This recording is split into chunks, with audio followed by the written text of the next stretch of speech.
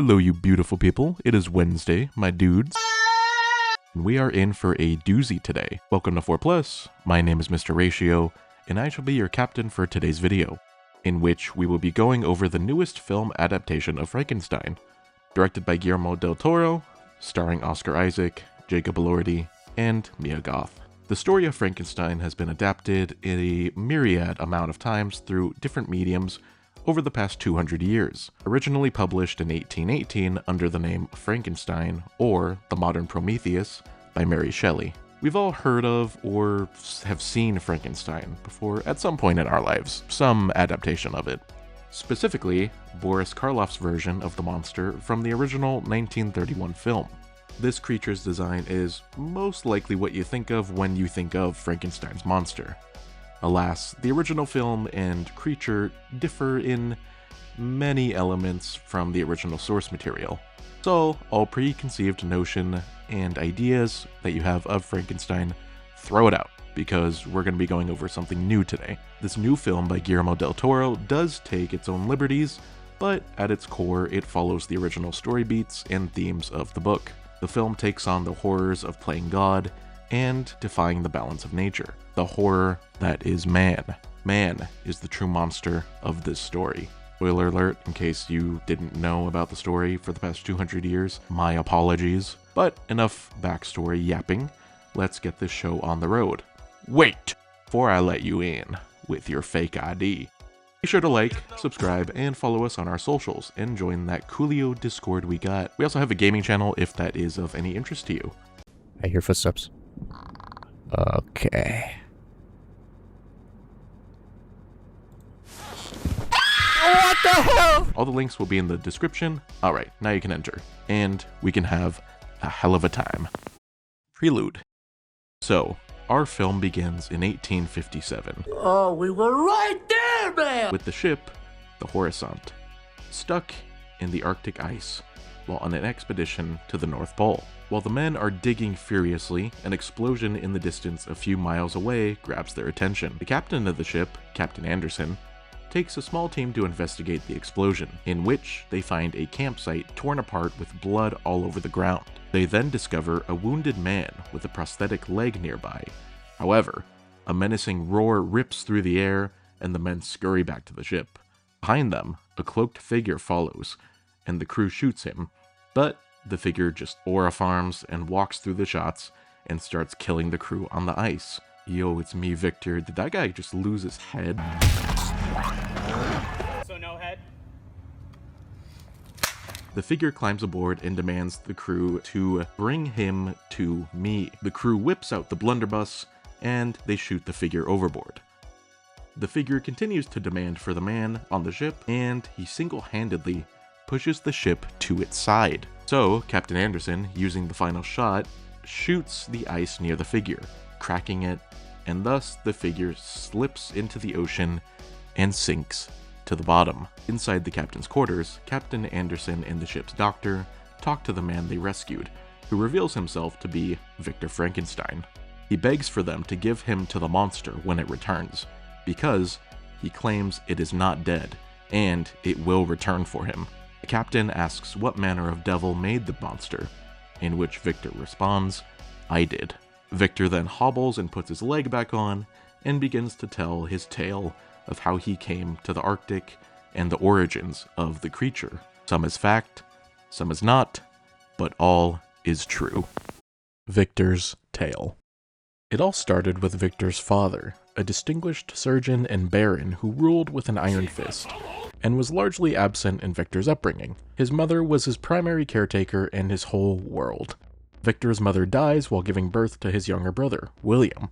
Victor is traumatized and left to drown in his grief during his teen years, and his father grows to favor William as a son more than Victor. One day, Victor has a dream of an archangel which inspires him to conquer death itself. His father dies shortly after, and the two brothers are separated by different paths in life. Victor studies in Edinburgh and becomes a great surgeon like his father, becoming obsessed with conquering death and reanimating life. During a tribunal at the Royal College of Surgeons of Edinburgh, Victor is expelled for his basic reanimation of a corpse, which the officials of the school consider blasphemy and an abomination against nature. At this tribunal, however, is arms dealer Henrik Harlander, who wishes to fund Victor's obsession. Harlander also already knows of Victor, since Harlander's niece Elizabeth is engaged to William, Victor's younger brother. Victor has a little brunch with William, Elizabeth, and Harlander, in which Victor pulls a Homelander and chugs some milk while trying his absolute best to riz and steal Elizabeth from William. But she rejects him. Harlander then proposes that Victor conducts his work at a building he has recently acquired. This building turns out to be an isolated tower off the coast, and they begin ordering supplies to create the laboratory.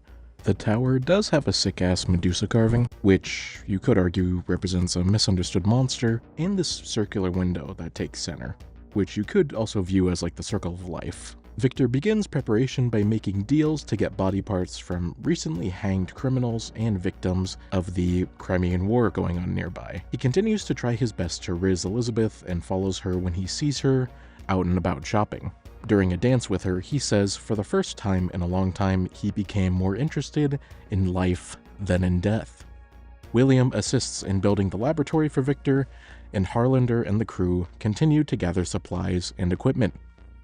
Harlander begins to become impatient with Victor for his lack of progress with his project. Victor is tasked with finding a way to reanimate the body through the lymphatic system in order to sustain the electrical current that will pass through it. He finally achieves this after Elizabeth rejects him one final time, and while he's nude in the bath. He runs nude to his dead body experiment on the table and changes where the electrical current is traveling, and voila, he has found the key to his success. At the tower during the final preparations with the body he has assembled and put together, Harlander reveals why he's been helping Victor. Harlander suffers from syphilis, and he's going to die soon, and he wants Victor to put his brain in the creature's body so he can continue living.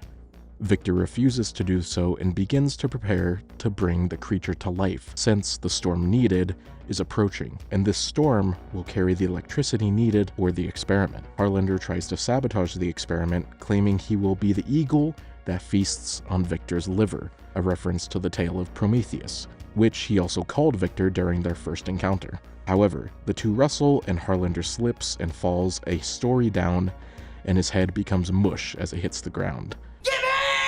Victor is able to get the lightning to travel through the creature's body, but nothing happens. He seemingly fails to bring the dead back to life, and he retires to his room. In the morning, Victor awakens to see his creation standing at the edge of his bed. Victor is first fearful, but the creature shows curiosity, and Victor quickly switches to becoming amazed at his creation. He teaches the creature that the sun is life. He teaches it to speak his name. Yes. Then he leads it to the cellar and chains it there to hide it. Victor remarks that he has not considered what happens after creation, that after reaching the edge of the world, there's no more horizon. Victor increasingly becomes more agitated and annoyed that the creature cannot seem to learn anything other than how to say his name.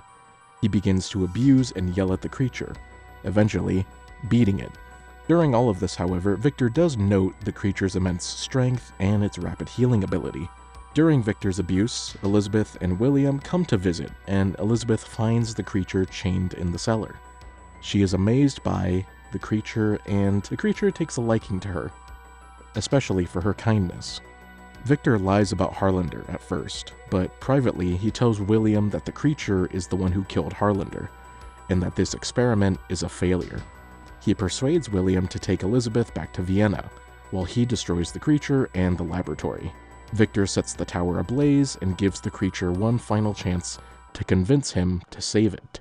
The creature says Victor again as usual, and as Victor is walking away, the creature says his second word to Victor, which Victor hears but ignores and leaves the tower to let the creature burn. But as he hears the creature's screams for Victor, he has a change of heart and tries to run back inside, but is blown back by the explosion, and his leg is mangled as a result. In the present, Victor and Captain Anderson hear commotion outside, and the captain heads out to see what's happening. The creature barges in and is about to kill the captain. Captain Anderson tells the creature to prove Victor's tale true. The creature pauses and says since Victor told his tale, the creature will now tell his own tale. The creature's tale. The creature is able to break free from his chains as the fire spreads, and he narrowly escapes the explosion of the tower. Creature washes up on the beach nearby and finds some clothes and shuffles in the nearby forest. As he snacks on some berries with some deer, the deer are suddenly sniped and the hunters begin shooting at the creature. The creature flees and finds a secluded home in the forest, which turns out to be the hunter's home. The creature takes refuge in the walls of the home, aka the mill gears. In the home lives a little girl, the hunters, the young girl's mother, and their blind grandfather. The creature begins to care for the family and does acts of kindness for them in secret, such as gathering firewood for them and building a pen for their sheep. They believe this to be the work of the spirit of the forest and leave gifts outside in return for the creature. For a brief moment, the creature and the world are at peace. As time goes on, the creature learns to speak and read by watching the blind old man teach the young girl how to read and write through the wall. One day, a pack of wolves descend and attack the farm and the sheep. The hunters are able to drive off the wolves by shooting and killing some of them. The creature watches all of this carnage unfold, and he comes to understand that the hunters do not hate the wolves do not hate the sheep, but violence seems inevitable amongst them. The world will try to kill you for being who you are. Fuck, this movie's getting deep. The hunters, the wife, and the daughter all leave for the fall while the hunters go to hunt down the wolf pack, and they plan to return a few months later. But the blind old man decides to stay by himself at the home like he's done for years past.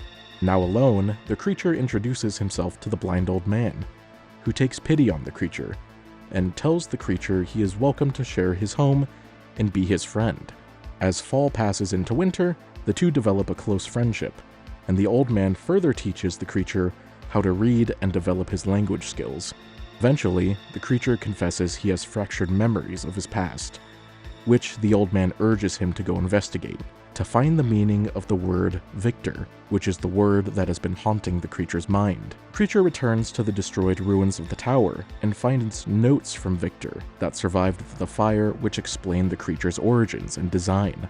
He also finds a letter addressed to Victor, with Victor's address on it, and his full name, Frankenstein. The creature returns to the house and finds the wolves have attacked and broken inside. They have mauled the old man. In a rage, the creature kills the wolves. Ugh. I did not like that, and says his final words to the old man. He explains what he has found at the tower. He explains that he's a monster, how he's built from the cadavers of old soldiers. But the old man reassures him that he is a good man, and that he is his friend, before the old man passes. The hunters immediately return and see the creature with the dead old man and shoot him, believing him to be the culprit. The creature kills one of them by ripping off his jaw, and the other two hunters shoot the creature until he falls down and passes out. The creature awakens, denied the ability to die, and decides to find his creator, Victor Frankenstein. He finds Victor's address on the night of William and Elizabeth's wedding, which is a full party. The creature breaks into the manor and sneaks into Victor's room. He confronts him. When he confronts Victor, he demands Victor makes him a companion, someone to share his pain and understand him. Victor is repulsed by the idea of the two procreating and creating a new species of dead monsters to rule the world, and he adamantly refuses the creature's request. The creature attacks Victor in a rage and says, "If you are not to award me love, then I will indulge in rage, and mine is infinite." And he fucking yeets Victor into a mirror. Elizabeth hears the commotion and enters the room, and upon seeing the creature, she embraces it.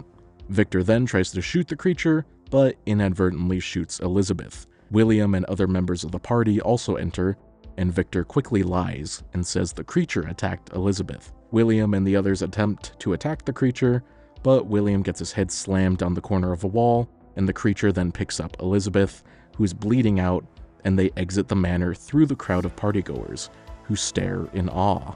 Victor tends to a dying William, who confesses that he has always been afraid of Victor, and that Victor is the real monster. Damn, famous last words. You see, if I was Victor, personally, I wouldn't take that. The creature then carries Elizabeth to a nearby cave, and he sets her down on a rock inside, where she bleeds out and dies, while being comforted by the creature. Victor limps his way in, gun in hand, and he's quickly disarmed by the creature. The creature breaks Victor's nose and says, "You may be my creator, but from this day forward, I will be your master." The creature then flees with Victor in chase, who stumbles and screams as the music reaches a crescendo. Victor pursues the creature up north through the Arctic over the following weeks and/or months. He devises a plan to blow up the creature, but this plan goes to shit when the creature drags Victor from his tent, which is then set on fire in the ensuing struggle. The creature claims Victor only listens when he hurts him, and then proceeds to stab Victor with his own knife. The creature is amused that Victor carries dynamite with him, and eggs Victor into lighting it, saying if this dynamite doesn't kill him, he'll just chase Victor again. After lighting the stick, Victor hobbles away while the creature calmly accepts his fate while carrying the stick to his chest. A violent and concussive explosion rips through the air and knocks Victor away. The creature stands amongst the destruction of the dynamite, his burned and singed flesh already healing itself. From then on, we know how the story goes. Back in the present, the creature finishes his tale and sits with Victor as Victor grows weaker from his wounds. Victor refers to the creature as his son, and he asks for forgiveness from the creature. Victor acknowledges all of his wrongdoings and unfair treatment towards his creation. He begs for the creature to forgive itself and to live. If it cannot die, then it should live. The creature accepts his father's apology and says Victor's name one last time, with the same joy and meaning he first said it when he first came to be, to Victor's joy and content. Victor, now at peace, passes away, and the creature mourns him. Captain Anderson lets the creature off the ship, and the creature pushes the ship out of the ice, freeing it. As the ship sails back home, the creature walks towards the horizon, alone. It embraces the rising sun on the horizon, life. As he was first taught from his father, he embraces life. Thus concludes Frankenstein.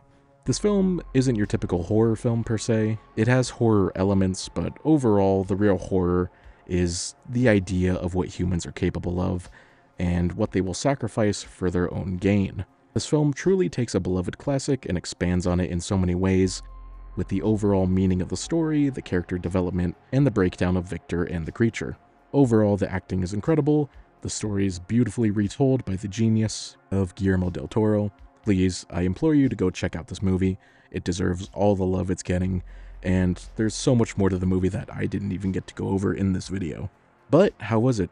What did you all think? Are you going to go check it out for yourself? If you have, what did you think of it? Be sure to drop a comment with your thoughts and suggestions, as it really helps us out a lot. For those who are still here, I thank you for letting me yap about one of my favorite movies of the year. I hope you all enjoyed your time here with me today. Be sure to follow our socials, like, subscribe, share, join our Discord, all that good stuff. Thank you for your time, and I shall see you all in the next video. See ya.